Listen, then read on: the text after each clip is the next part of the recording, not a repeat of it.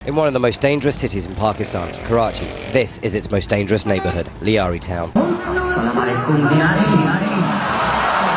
मैंने आवाम के लिए जद्दोजहद किया, हॉस्पिटल सही किए अपने लियारी के लिए। अगर ये कातिल हूँ मैं, ये मैंने कत्ल किया तो इसमें मैं अगर फिर उस कत्ल में शरीकदार हूँ। तो आज की वीडियो का आगाज़ आदाब जनाब से, और दो चार चीज़ें मैं भूल गया हूँ। पहली ये है कि मेरे गले में तावीज़ नहीं है, दूसरा ये कि सुरमा मुझे मिला नहीं, तीसरा ये कि वो सुराखों वाली टोपी भी मुझे दस्तयाब नहीं हुई, और चौथा ये कि मेरे पास स्लीवलेस या हाफ़ स्लीव्स शलवार कमीज़ भी नहीं है, जो सारी चीज़ें पहन के मैं प्रॉपर सेटअप के साथ आता ताकि ट्रिब्यूट पेश किया जाए एक ऐसे मास्टरपीस को जिसको देख के शायद क्रिस्टोफर नोलन ने भी दस्ती रिज़ाइन कर दिया होगा कि नहीं यार, इसके बाद तो मेरा काम करना बनता नहीं है। और साथ साथ ये कि ये सब कुछ इसीलिए ज़रूरी है कि अगर आपने पहचाने जाना है एक ट्रू पाकिस्तानी की तरह से, तो फिर ये चीज़ें तो आपको पता है शदीद अशद ज़रूरी हैं। और वो इसलिए ज़रूरी हैं कि जनाब रिसेंटली एक फ़िल्म आती है जिसका नाम है धुरंधर, और उस फिल्म में आपको पता है कि सारा नैरेटिव अब घोल के पिला दिया गया है आवाम को कि असल में लियारी क्या। आप लोगों को पता है, ब्रेकिंग न्यूज़ देने लगा हूँ कि लियारी की जो इम्पोर्टेंस थी ग्लोबल स्टेज पे वो किसी पेंटागन से कम नहीं है, क्योंकि मुंबई अटैक्स जो हुए थे उनका तो कमांड एंड कंट्रोल सेंटर ही लियारी में था, जहाँ पे एक मेजर लेवल का आदमी दिखाया हुआ है जो बैठ के सारा ऑपरेशन रन कर रहा था। कैसा लगा आप सबको? आप सब सोच रहे थे कि शायद पिंडी से पाकिस्तान में इस तरह के ऑपरेशंस रन किए जाते हैं, लेकिन बॉलीवुड ने गलत साबित कर दिया। उन्होंने आपको ये बताया कि दरअसल ये सारा कुछ तो लियारी में बैठ के हुआ था। और साथ साथ सोशल मीडिया पे एक बहुत बड़ी डिबेट क्रिएट हो गई, मीम्स बनना शुरू हो गए, और हर किसी ने गाना लगा लिया अपने एक्ट के पीछे कि ना तो कारवां की तलाश है, कोई किसी वजह से पकड़ा जा रहा है इंडिया में, कोई किसी वजह से पकड़ा जा रहा है, क्योंकि पाकिस्तानी तो आपको पता है तमाशबीन कौम, ठीक है। यहाँ पे जंग भी लगी हुई थी, तो जो मोबाइल मिज़ाइल लॉन्चर्स थे उनको देखने के लिए लाहौरी यहाँ पे चारपाइयाँ बिछा के हुक्के रख के चाय का कप हाथ में लेके बैठे हुए थे कि आओ देखिए जंग किवें हुंदी है। अब जब ये फिल्म आई है तो ज़ाहिरी बात है हम जिंगोइस्टिक और पागल तो नहीं हो जाएंगे आगे से, तुम्हारी जुर्रत कैसे हुई। नहीं, अच्छा ह्यूमर है, अप्रिशिएट करना चाहिए उसको, तो ह्यूमर को पूरी कौम अप्रिशिएट कर रही थी। इवन मेरा तक एआई इमेज बना दिया कि ये देखें रहमान डकैत अगर आप होते ऐसे लगते। मैं कहा मेहरबानी करें, मेरे से सिर्फ इंटेलेक्चुअल डकैती करवा लें और कुछ ना करवाएं, ये मेरा काम नहीं है, ठीक है। तो इस फिल्म में जनाब आपको ये बताया गया, जिस तरह मैंने पहले कहा कि मुंबई अटैक्स लियारी से ऑपरेट हुए। फिर आपको ये बताया गया है कि 2001 का जो पार्लियामेंट अटैक था इंडिया का, उसका बदला असल में एक ऐसा बंदा लियारी भेज के लिया गया है जिसने जाके उज़ैर बलोच और रहमान डकैत के साथ दोस्ती कर ली। कैसा नैरेटिव है। और तीसरा ये कि जो रिसर्चर था इस फिल्म का, मेरा ख्याल है तनख्वाह नहीं मिली होगी या कट लगा लिया होगा, ज़ाहिरी बात है फाइनेंशियल क्राइसिस पूरी दुनिया में आ जाता है।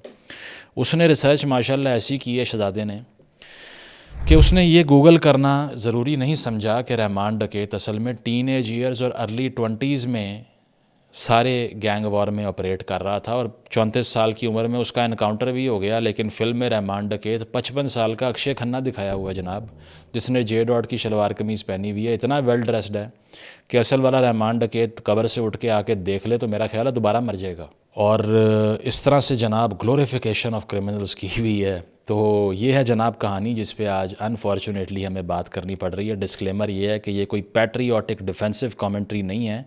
अगर हम यहाँ पे बैठ के सैकड़ों किताबें पाकिस्तानियों को रेकमेंड कर सकते हैं अपने स्टेट नैरेटिव के अगेंस्ट, तो हमें धुरंधर मूवी की तारीफ़ करते हुए भी मौत नहीं पड़ती।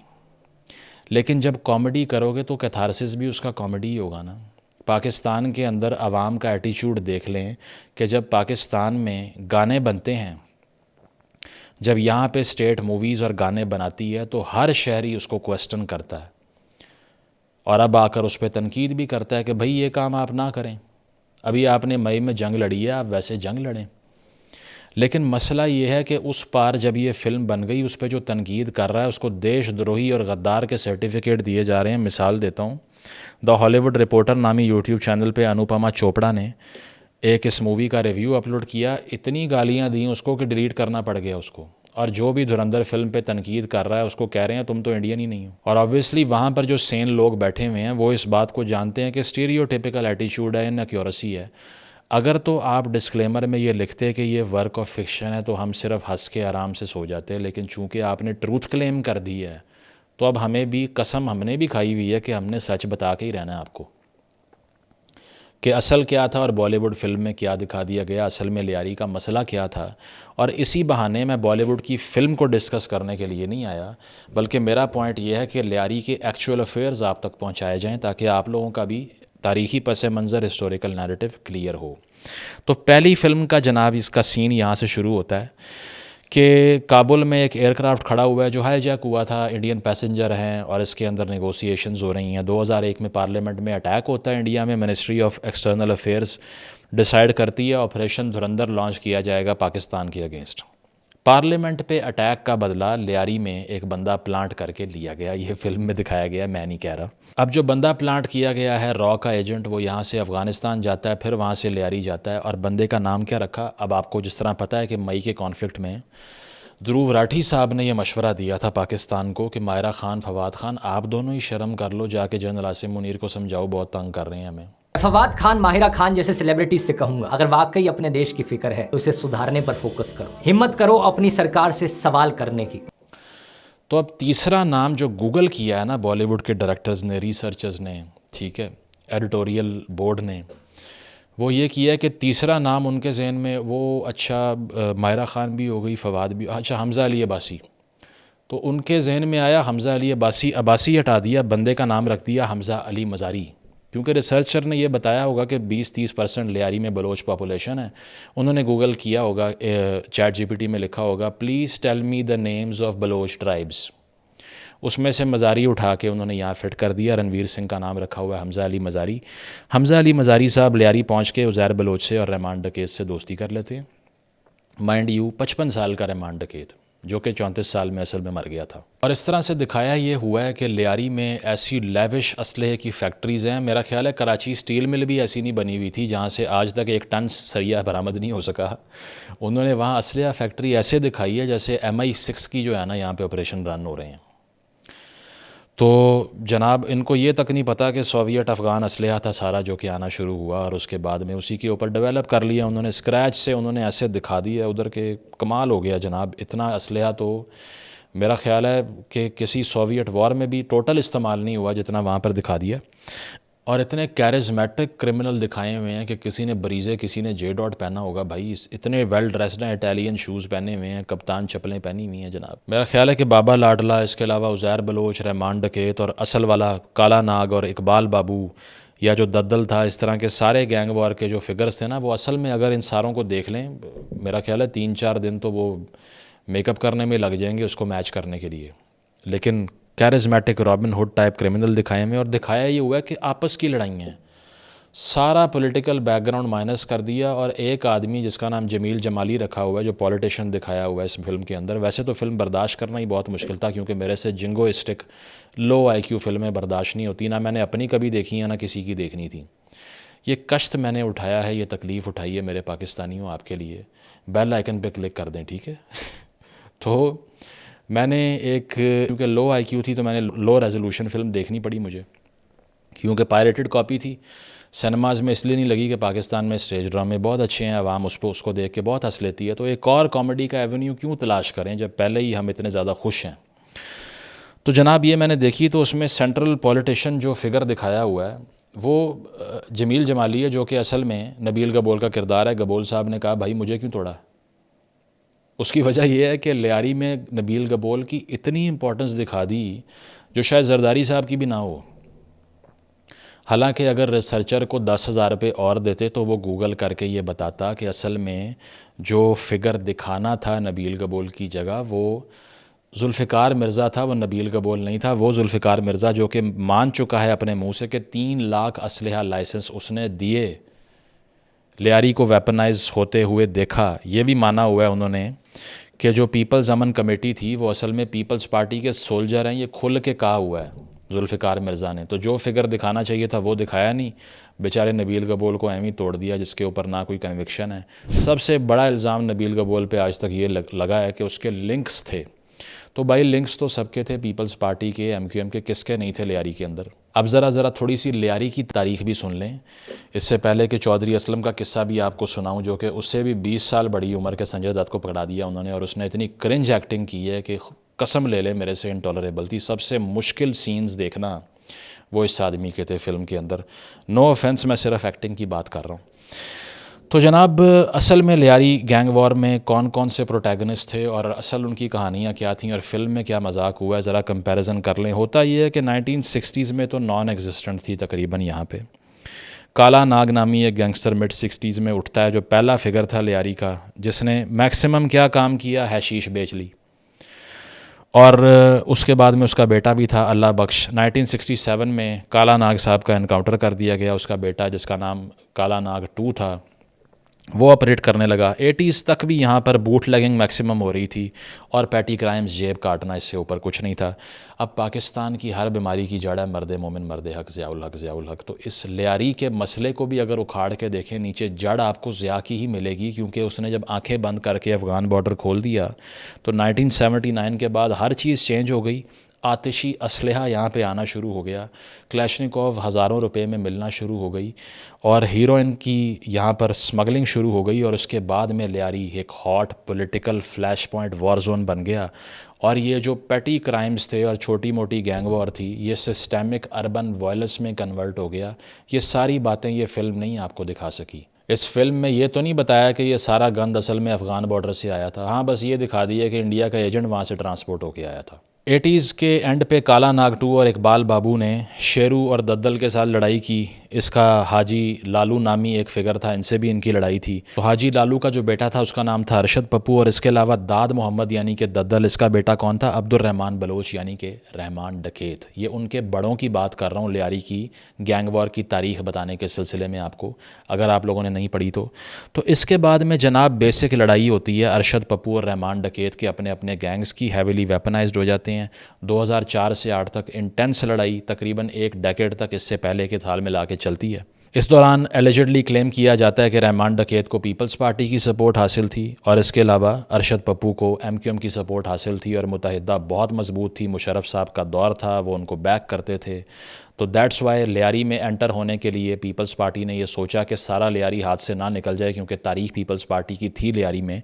1987 में बेनज़ीर साहिबा ने शादी की तकरीब भी ककड़ी ग्राउंड में रखी थी, क्योंकि पीपल्स पार्टी का यहाँ पे स्ट्रॉन्ग होल्ड और लॉयलिस्ट लेफ़्ट की पॉलिटिक्स के रहे हैं।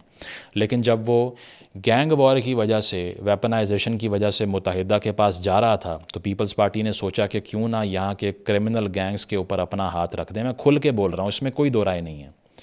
अगर कोई ये समझता है ना कि मेरा जो रिस्पांस है ये जिंगोइस्टिक, पैट्रियोटिक और इर्रेशनल इमोशनल है, तो मैं तो कह रहा हूँ कि पीपल्स पार्टी बजाते खुद इन्वॉल्व थी इस सारे काम में। कैमरे के ऊपर बोल रहा हूँ। चैलेंज है किसी बॉलीवुड के प्रोड्यूसर को कि क्या आप बीजेपी को चैलेंज कर सकते हैं इस तरह, जिस तरह मैं एक रूलिंग पार्टी को पाकिस्तान में बैठ के कर रहा हूँ? नहीं कर सकते ना। तो 2008 में रहमान डकैत का जो गैंग था वो प्रिवेल करता है गैंग वॉर में, और वो जीत जाते हैं, आप ये कह सकते हैं। फिर वो यूनिफाई करते हैं अपने सारे गैंग क्रिमिनल्स को और पीपल्स अमन कमेटी बनाते हैं, PAC, और कहते हैं कि अब यहाँ पे हम अमन लेके आएंगे। पीपल्स अमन कमेटी कौन बना रहा है? जिसका नाम है रहमान डकैत।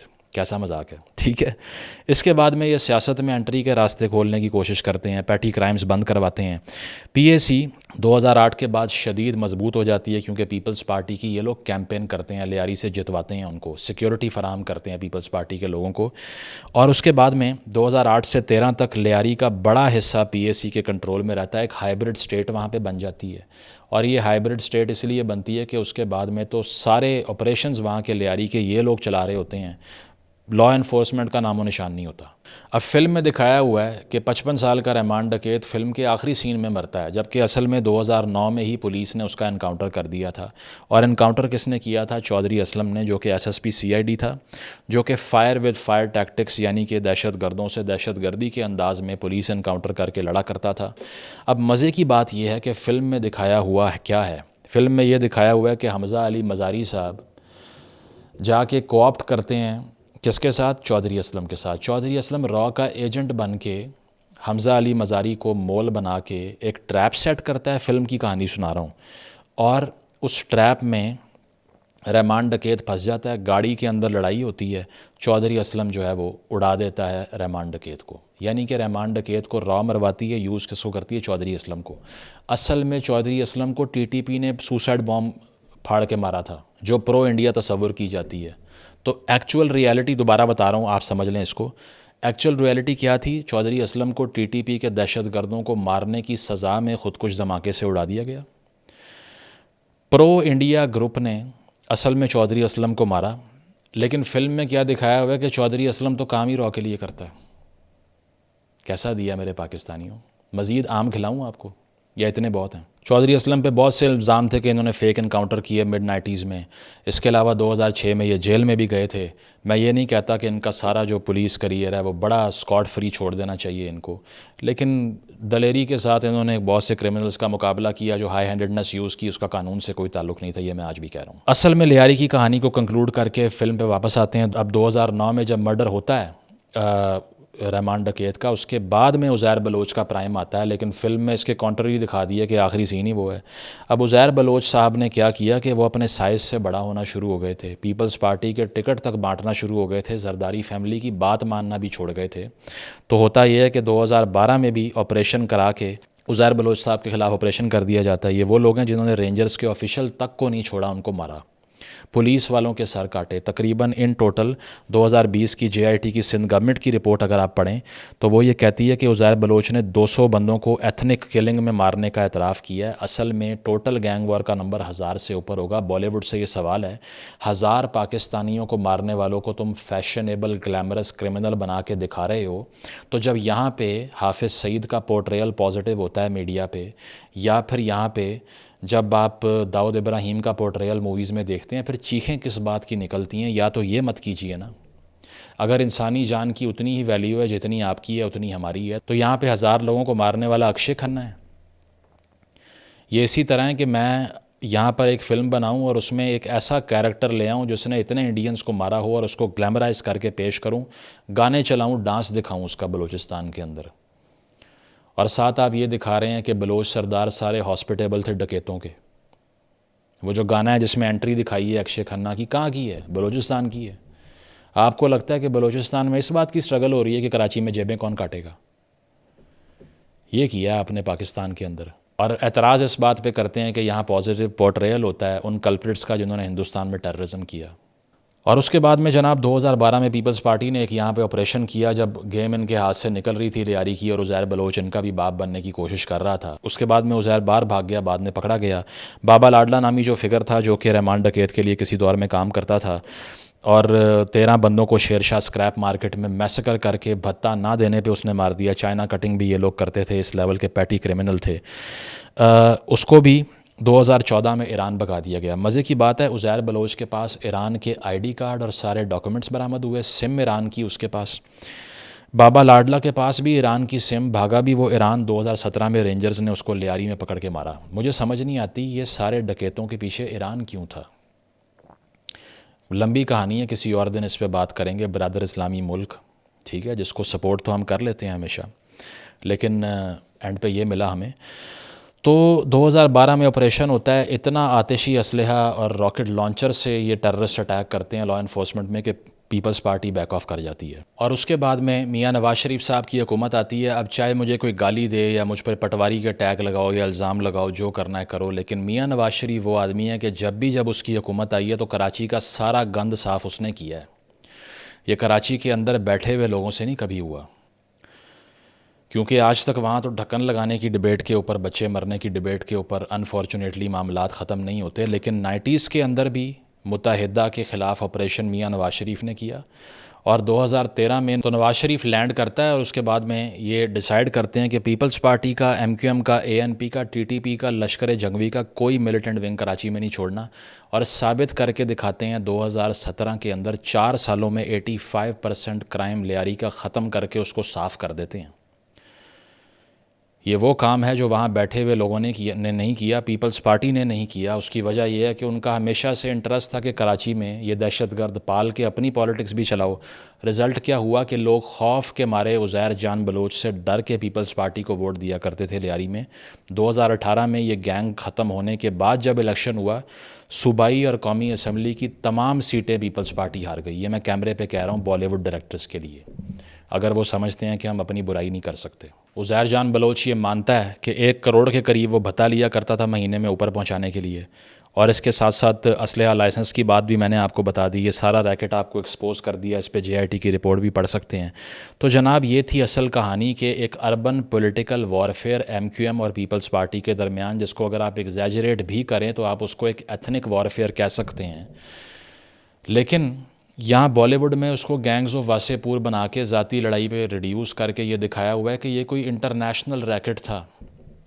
रहमान डकैत उसामा बिन लादन के लेवल का ग्लोबल क्रिमिनल था जो कि मुंबई अटैक्स में ऑपरेशन कर रहा है और इस्लामोफोबिया तक एंड पे फैला दिया। ये मैं क्यों कह रहा हूँ, हालांकि मैं ये टर्म इस्तेमाल करने से पहले एहतियात करता हूँ कि मेरा इन ग्रुप 22 ना लोग उस पर मेरे पे इल्ज़ाम लगा दें कि ये शो हो रहा है।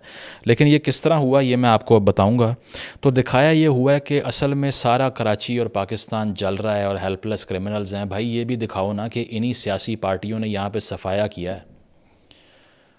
और मैं लियारी जाकर पूरा लियारी जो है ना ऑन फुट देख कर आया हूँ अपने आँखों के साथ, और जितना वो इंक्लूसिव इलाका है वो मैं आपको बाद में बताऊँगा कि लियारी की मिस रिप्रेजेंटेशन कितनी क्रिमिनल तरीके से की गई है। और ये मैं डेड श्योर हूँ कि इस मूवी के प्रोड्यूसर, रिसर्चर, एक्टर्स किसी ने कभी कराची के करीब से गुजर के नहीं देखा, लेकिन पूरा कराची पोर्ट्रे कर दिया। ये ऐसी बात है कि मैं किसी ऐसे इशू के बारे में बात करूँ जिसके बारे में एक लफ्ज़ नहीं पढ़ा मैंने। चले मैं रिसर्च करके कुछ निकाल सकता हूँ, लेकिन वो तो लिखने के लिए होता है ना। अगर आपने फ़िल्म दिखानी है तो कल्चर तो विजुअली जाके जब तक आप ऑब्ज़र्व नहीं करेंगे क्या ही दिखा सकते हैं वहाँ पे। एक्सेंट जो इस्तेमाल किए हुए हैं बिल्कुल पुअर हैं। हाफ़ स्लीव शलवारें कमीज़ें पहनी हुई हैं, हमें नहीं पता कौन पहनता है। ठीक है, 55 साल का अक्षय खन्ना मैंने आपको पहले ही बता दिया, रहमान डकैत बना दिया, नबील गबोल को एम ही रगड़ दिया। ठीक है, जुल्फ़िकार मिर्ज़ा का नामो निशान नहीं है। और स्टेज के ऊपर जब रहमान डकैत आके पीपल्स पार्टी के जलसे में हाथ खड़े करता है, पीछे अंग्रेज़ी गाना चल रहा है। भाई दिला तीर बजाई बजा लेते, कम से कम समझ तो आती पीपल्स पार्टी की बात हो रही है। इसके अलावा जनाब अब जो सीन जिसकी मैं बात कर रहा हूँ जो सबसे मजाका खेज़ है, इसमें आपने अपनी हंसी कंट्रोल करके बैठना। ख़बरदार अगर कोई हंसा तो दोबारा यही बात करूँगा। वो ये है कि दिखाया ये हुआ है कि हमज़ा अली मज़ारी ISI के एजेंट को वार्न करते हैं कि मुंबई पे हमला ना करना आप। अब मुंबई पे हमले से कौन रोक रहा है? रहमान डकैत का दोस्त। 1 मिनट की खामोशी इख्तियार कीजिए। वो फिर भी बाज नहीं आते। ठीक है, वो फिर भी बाज नहीं आते। और मेजर इकबाल बड़ा शरारती होता है। मेजर इकबाल लियारी में बैठ के कॉल करता है और सामने टाइम्स ऑफ इंडिया लगा हुआ है या कोई इंडियन चैनल लगा हुआ है, इंडिया टुडे शायद लगा हुआ है। तो इंडिया टुडे के ऊपर वो देख रहे हैं लाइव स्क्रीनिंग, ताज होटल जल रहा है। ठीक है, और उसमें मेजर इकबाल फ़ोन मिलाते हैं लियारी में बैठ के, कहते हैं मेरी बात सुनो, अंदर कमरे में जितने भी गोरे और जो भी लोग हैं उनको उड़ा दो, उनको नहीं छोड़ना। तो ये सारे ऑर्डर लियारी के जेब कतरों के साथ बैठ के मेजर इकबाल दे रहा था। हमें तो पता ही नहीं था, हम तो सारे अंधेरे में रहे हैं, हम तो बेवकूफ़ थे, इस पर रिसर्च पेपर लिखते रहे, हमने किताबें लिख मारी इस पर, हम तो पागल हैं। काश हमें इससे पहले रणवीर सिंह ने फ़ोन करके बताया होता कि लियारी की हैसियत तो पेंटागन से भी ऊपर है। तो जनाब मेजर इकबाल जो है वो लाइव मॉनिटरिंग कर रहा होता है और बाकी सारे क्रिमिनल्स, रहमान डकैत साहब, हमज़ा अली मज़ारी साहब, सारे बैठ के देख रहे हैं कि अब लाइव ऑपरेशन चल रहा है। इसी तरह जिस तरह ओबामा ने एबटाबाद ऑपरेशन मॉनिटर किया था, यही सीन हो रहा है यहाँ भी। और उसके बाद में क्या होता है कि जब जल जाता है ताज होटल तो नारे क्या लगाए हुए हैं फ़िल्म के अंदर? अल्लाहू अकबर, अल्लाहू अकबर, नारा तकबीर। क्या आपको इस बात का अंदाज़ा है कि मुसलमान सिर्फ पाकिस्तान में नहीं रहते, आपके अपने मुल्क में पाकिस्तान से ज़्यादा निकल आएंगे। बांग्लादेश भी आपका नेबरिंग कंट्री है, अफ़गानिस्तान जिससे दोस्ती कर रहे हो वो भी आपका बड़ा क्लोज़ एलाई बन चुका है, वहाँ पे भी मुसलमान हैं। ये इसी तरह है कि मैं एक ऐसी फ़िल्म बनाऊँ कि जाफ़र एक्सप्रेस पे हमला हुआ है हिंदुस्तान में, और जाफ़र एक्सप्रेस पे हमला किया है हिंदुस्तान ने, और मुंबई की एक स्लम में बैठ के मॉनिटरिंग हो रही है, और वहाँ पे जब हमला हो जाता है तो उसके बाद में हिंदू गॉड्स के नारे लगाए जा रहे हैं। अगर ये बात होती यहाँ पे कितना तमाशा होता। हमें इस बात का इदराक है कि हमारे मुल्क में भी हिंदू कम्युनिटी रहती है, आपको नहीं है। इसीलिए आपके स्टेट के CM एक लाइव सेमिनार में, अवार्ड ग्रांटिंग सेरेमनी में एक नकाब वाली औरत का मुँह नोच लेते हैं कि यह नकाब उतारो अपना, और किसी को फ़र्क नहीं पड़ता।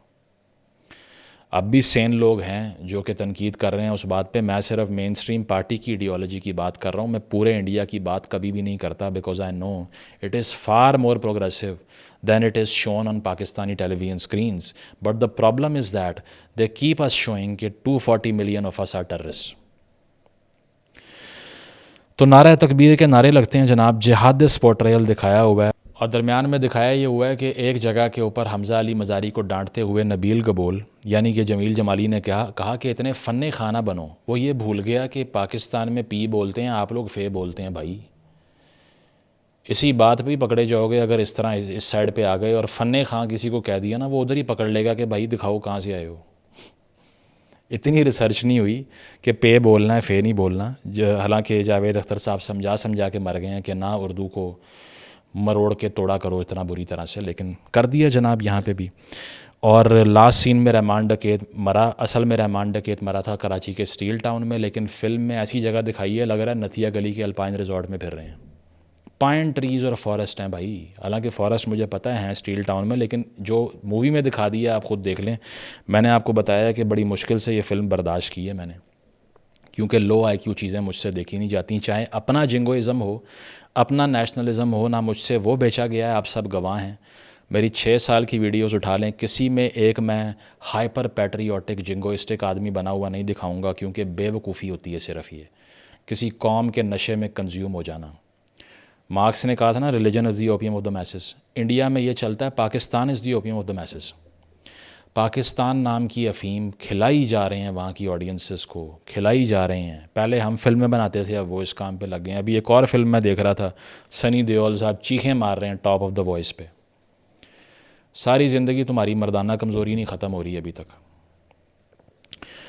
तो असल में लियारी के बारे में इन लोगों ने आपको सिर्फ ये बताया कि गंद है, इस तरह का डन है। लियारी वो इलाका है जहाँ एक गली के अंदर जूइश साइनागोग यानी कि यहूदियों की इबादतगाह, पारसियों की इबादतगाह, चर्च, मस्जिद और मंदिर सारे मिल जाएंगे। पाकिस्तान में ऐसी कोई जगह नहीं है दुनिया में जहाँ लोग फ़ुटबॉल ऐसे खेलते हैं जैसे रिलीजन होता है, जहाँ पर आपको अफ़रो बलोच से लेके, सिंधी से लेके, बलोच से लेके, पश्तून से लेके, बंगाली से लेके, मुहाजिर से लेके पंजाबी तक मिलेगा, पीसफुली को एग्जिस्ट कर रहे हैं। ये सियासी पार्टियों का गन था जो लियारी पे डाल के दिखा दिया आपने ये नहीं बताया कि लेबर मूवमेंट्स का आगाज़ इस सारे ख़ित्ते में लियारी में हुआ था। आपने ये नहीं बताया कि Karachi port worker union 1930s में जो मज़दूरों की पहली तहरीक थी इस सारे इलाके के अंदर, आपने ये नहीं बताया कम्युनिस्ट पार्टी ऑफ पाकिस्तान की जड़ें लियारी के अंदर हैं।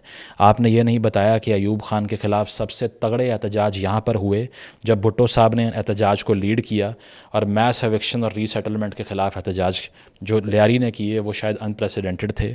आपने ये नहीं बताया कि MQM पीपल्स पार्टी के जो क्रिमिनल विंग थे सारे, उनको ख़त्म करने के लिए लोगों ने कितनी रेजिलियंस दिखाई, अपने बच्चे खो दिए, 1000 के करीब लाशें उठाईं, उसके बावजूद वो भागे नहीं यहाँ से घर छोड़ के। ना आपने ये बताया कि बेनज़ीर भुट्टो के दौर में ज़िया के ख़िलाफ़ MRD तहरीक में सबसे एक्टिव ग्राउंड कराची में लियारी रहा।